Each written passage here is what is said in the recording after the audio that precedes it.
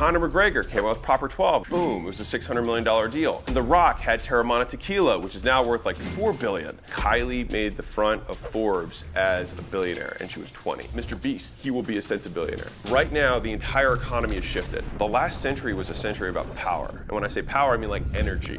The wealthiest individuals of the last century were built on oil. The biggest companies were all energy companies. Fast forward today, 4 out of the top 5 biggest companies in the world are not built on the old oil, but the new oil. And the oil of today is attention.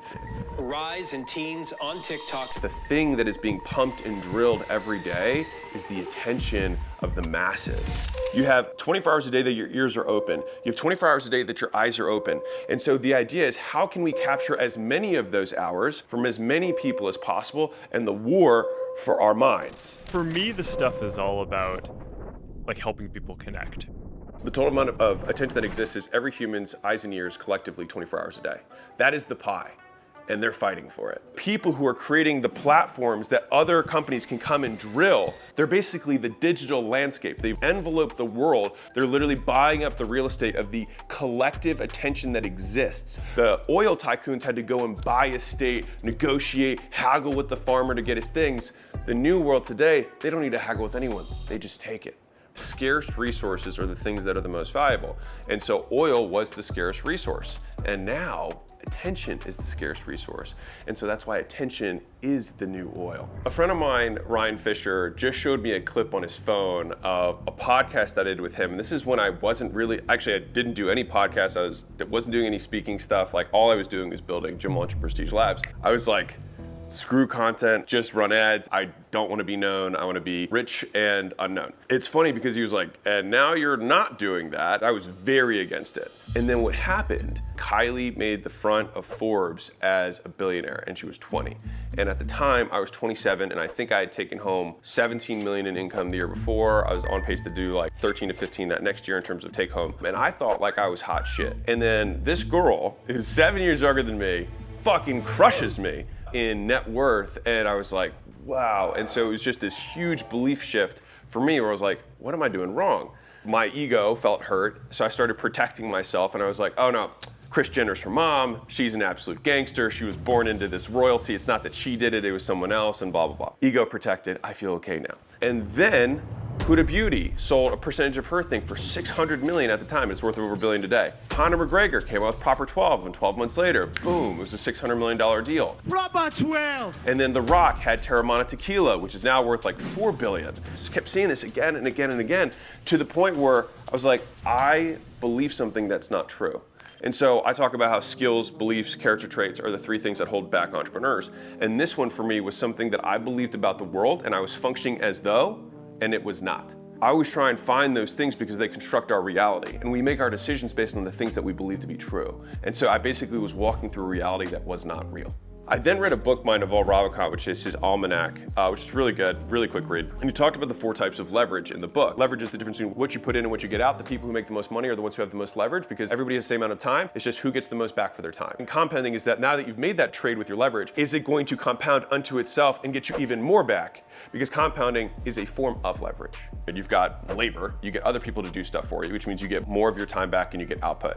Above that, you've got capital. So people give you money, you invest the money that other people give you, and you get leverage by extension. The last 2 levels are code, so you got software, and media. So if you think about this, you make a piece of code and then 10 million people can use it, that's leverage. You put one-time investment, you get infinite on the other side. With media, it's the same way. If I take however much time it takes me to make this video, 1 person, 1 million people, 100 million people can see this video, which is what gives it leverage. But when I saw that, that was what made everything click for me as to why these people were getting these crazy numbers when they had, like I had heard Kylie had a team of 7 and she was doing 200 million a year. I was like, team of 7, and it was because she had a compounding leverage vehicle built within her business. And that was when I looked at my own businesses at the time and realized I had nothing that compounded, nothing. I almost became dissatisfied with the business that I had because I realized that whatever I wanted to do next, I wanted to have a compounding vehicle, something that multiplies unto itself over and over again. So Warren Buffett could build Berkshire Hathaway because the money itself compounds and compounds and compounds. And on a long enough time horizon, when you keep rolling the snowball, after you do that for 40, 50 years, you have a big fucking snowball. You have to unlock one of those 4 types of leverage. And so when I looked at that pyramid, I was like, well, I understand the leverage of labor, so I've got that. I'm now in a position where I have capital that I can deploy. Now, I don't have other people's capital because that's not what I want to do with my life right now. But when I looked at software and media, I was like, given my skills, etc., I could be better at the media side than I could at the code side. But I still wasn't there yet. I looked at these people that are ultra famous and I was like, well, I'd still rather be anonymous because they've got all these stalkers and weirdos. Hey, good morning, Kanye. Shut the fuck up. When you get exposed to 10 million people, if you figure 1% of people are crazy, you got 100,000 weirdos. Anyways, I go to have dinner with a friend of mine, Dean Graciosi, he gets like weirdos that come to his house and all that kind of stuff. And I was like, how do you deal with this? I was like, why do you think this, like, how is this worth it? He sat me down, he was like, dude, if a couple weird letters, you know, every day or every week is the price I have to pay for the impact I want to have, he's like, I pay that price any day of the week and twice on Sunday. And there was just like this pause when he said it, between when he said it and he looked at me, and I just felt like it hit me because I was like, God, I'm being such a pansy. I want to make real business education available to everyone. If I say that that's what I actually want to do, then I need to match my actions to that. Otherwise, they're just empty words. I hate doing something that I don't get credit for later. And so the idea of making a short that is going to float today and then disappear into the ether tomorrow, right? Or make a post on Instagram that's going to be gone in a week, like no one's ever gonna see it again. To me, taking the scarce resources of my time and then having it vanish, I couldn't make that work for me. It was a huge belief that I realized the content is not the output, it is the input.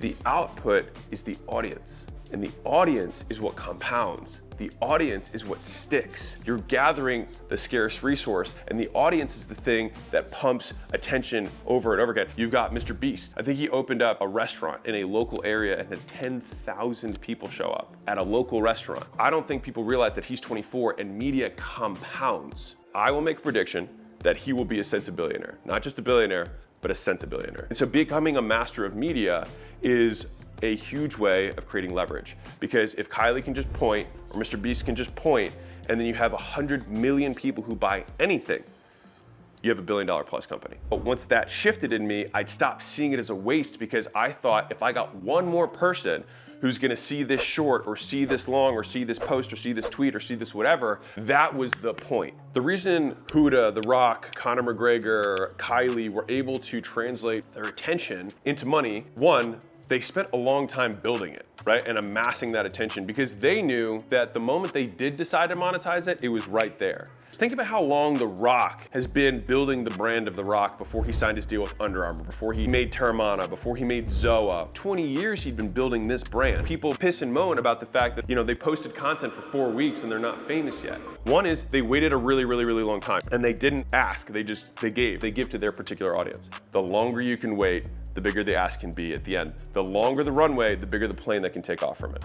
The next thing is that the thing they chose to monetize from was on brand. This is something that their audience already dug. The Rock signing the deal with Under Armour makes complete sense because fitness is a core part of his brand. It's about drive, it's about power. We stay hungry, we devour. Like all of that is something that Under Armour wanted to tap into to associate their brand with. The biggest brands that exist come from the endorsements of celebrities. We can't be Kim Kardashian. A girl can't be Kim. So Kim is the ultimate status. Then Dolce & Gabbana signs Kim and says, wear our shit. People then see the status that Kim has and associate it with Dolce & Gabbana.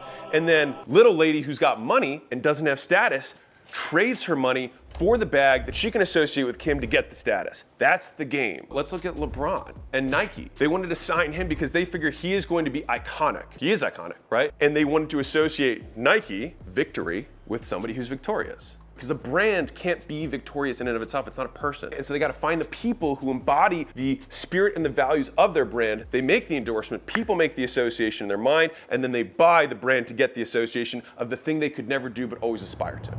The people who are the most famous, you look at Rogan, right? He's got UFC. He's also a really amazing comedian and loves the comedy community. Fitness and biohacking and supplements and all, and like brain stuff. He loves all that stuff. Aliens and UFOs. And these are all totally different, but the more dimensions that someone can go deep on, the more they'll get an audience from comedy, and then they'll cross-pollinate them with fighting.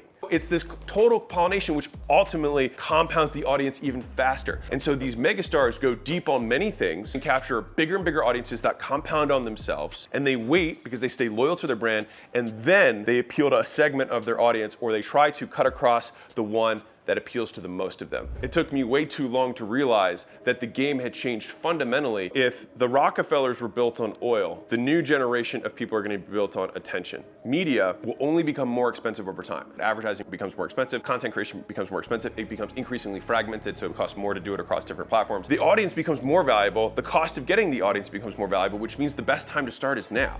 The people who will become the new Sensibillionaires, etc., is going to be people who can do three things. They have to be able to capture, they have to be able to hold, and they have to be able to multiply attention.